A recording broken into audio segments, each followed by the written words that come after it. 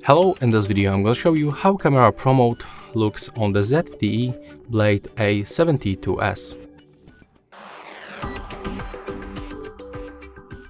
So to open the Pro Mode, you have to simply go for the right side and open the More modes and then click on the Pro Mode.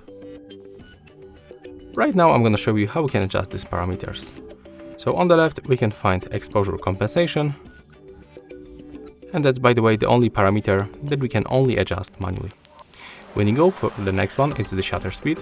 As you can see, this one we can also adjust manually and also automatically by tapping on this automatic icon.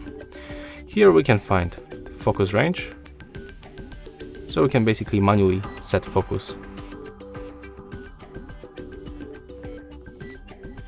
Next we can find ISO level. Here we can find the white balance with few presets and also manual adjustment.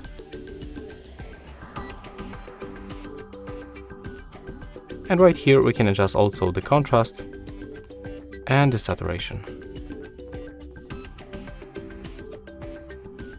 When you click right here, you are able to change matrix metering.